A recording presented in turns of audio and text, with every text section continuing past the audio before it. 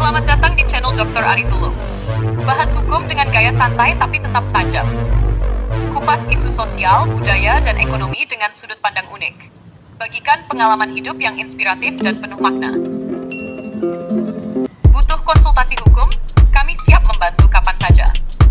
Jangan lupa like, komen, dan subscribe untuk wawasan baru setiap hari. Assalamualaikum warahmatullahi wabarakatuh. Alhamdulillahirabbil alamin. Wassalatu wassalamu ala asyrafil anbiya'i wal mursalin Sayyidina Muhammadin wa ala alihi wa sahbihi ajma'in, amma ba'du. Sahabat-sahabat budiman dimanapun berada, selamat datang di channel Dr. Ari Tulung. Ada yang bertanya begini nih, dari rekan ya, yang teman ya, ada teman yang bertanya terkait dengan jadi teman saya itu bertanya bagaimana caranya atau solusinya apabila ada pohon yang menimpa atap rumah kita. Jadi ceritanya pohon ini tumbang dan menimpa atap rumah seseorang. Bagaimana solusinya? Apakah bisa dibawa ke ranah hukum apa tidak? Terkait pertanyaan ini, apabila ada pohon yang tumbang dan menimpa rumah seseorang, dalam hukum itu juga sudah diatur ya, sudah diatur sedemikian rupa. Nah, kalau ini terjadi, maka hukum itu membuka peluang untuk penyelesaiannya. Nah, penyelesaian pertamanya tentu kita adakan dulu musyawarah. Jadi biasanya apalagi di musim hujan ya, banyak pohon yang tumbang dan itu menimpa atap tetangga, atap seseorang. Nah, kita lihat dulu, kalau pohon tersebut berada tumbuh di jalan raya, maka pohon itu tentu adalah tanggung jawab dari pemerintah ya, bisa menghubungi pemerintah setempat ya untuk bermusyawarah. Kalau pohon itu ya tumbuhnya di lokasi perkantoran swasta misalnya ya, maka kita musyawarahkan dengan pemilik kantor. Nah, kalau pohon itu tumbuhnya di pekarangan tetangga atau yang masuk dalam area pribadi, maka kita tentu akan menghubungi pemilik pohon tersebut yang individu tadi itu. Nah, itu jadi bermusyawarah dulu.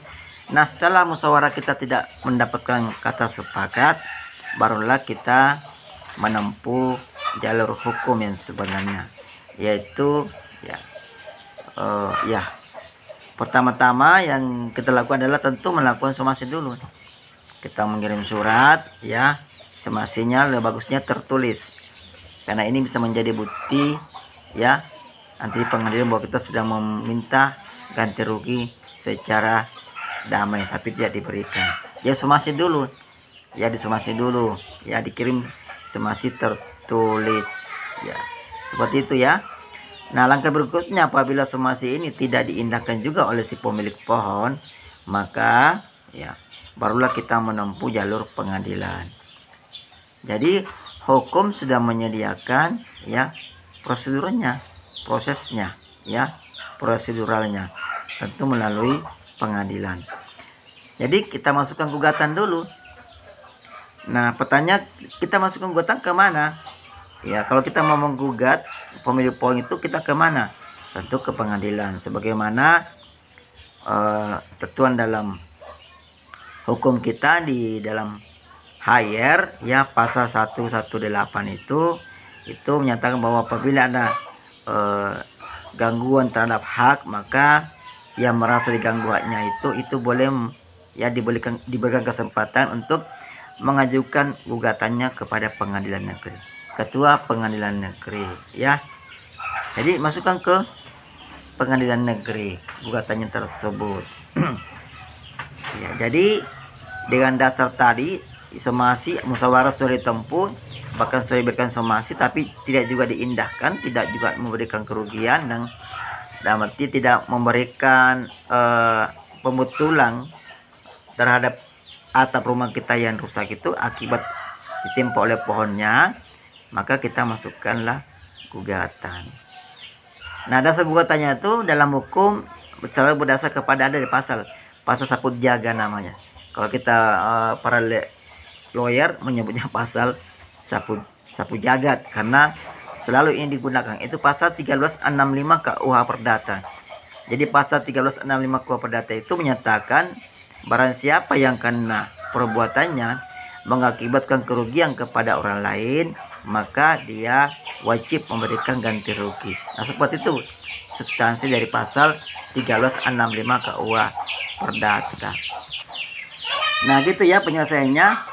Intinya di dalam hukum kita itu apabila ada hak kita yang terganggu atau hak kita yang kita mau mengambil hak, maka kita harus melakukannya melalui ya pengadilan. Tidak boleh kita memaksakan kehendak walaupun itu hak kita sendiri, karena kita mencegah namanya handwriting. Handwriting adalah perbuatan main hakim sendiri.